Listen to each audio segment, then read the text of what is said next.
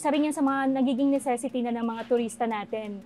Bago sila magpabook, inaalam talaga nila kung meron kaming magandang internet connection sa lugar.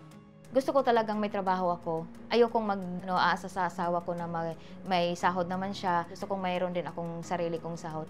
Doon ko nasabi sa self ko na ay kaya ko palang mag-expand. Through social media, marami kang makilala. My name is Madel Tibay and currently I'm handling Mernas Pension House here in Santa Fe, Bantayan Island. Bago lang ako dito sa Bantayan, sa Santa Fe, and daming locals dito na umaasa sa kabuhayan nila dito. So feeling ko, yung mga simpleng ways ng pagbati sa customer, pag-reply sa mga bookings and reservations, pagiging hands-on sa kanila hanggang sa makarating at maka-check out sila ng resort, malaking contribution yun para mag-boom pa yung isla. My name is Belvic. Business ko ay online selling, which is bags, perfume, and clothes.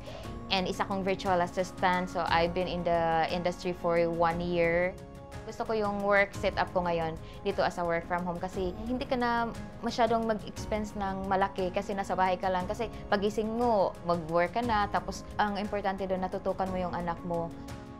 Ako ay si Mary Cristin Buco Tripoli, ay isang negosyante ng dried fish at ginagawa ko po ito ng 4 years na.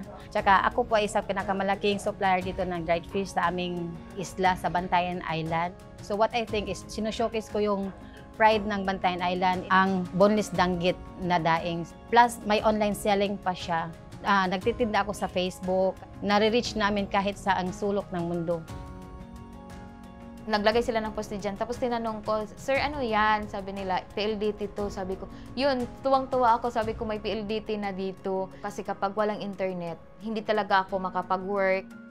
Kaya ako nalaman na may PLDT home dito. Since member ako ng mga Bantayan Island Marketplace, merong masisipag talaga ng mga agents ng PLDT na posting, keep on posting talaga para makakuha ng mga possible na subscriber. Isa ako sa mga nag-participate. At ito kami now sa Mernas Pension House, we have currently 2 accounts under PLDT Home Fiber. Nung nag-PLDT na ako, hindi na siya maglalag. Plan ko is 1399. Maganda yung compensation as a virtual assistant compared doon sa BPO ako dati. Before kasi may mga utang talaga kami. Unti-unti ko na siyang nababayaran sa bills ko ngayon. Yung sa bills dito, ako na yung nagbabayad kasi yung sa asawa ko, yung sa sasakyan namin, yung ka na nag-asa sa kita ng asawa mo kasi meron ka ng sarili mong income. Yung nature ng trabaho ko, I get a chance to meet different types of people. And para lang ako nagbabakasyon, andito lahat peaceful, mental health ko healthy. When it comes to income, yes, as long as nagbubumang tourism natin dito, I can say na stable ako and wala pa akong planong umalis.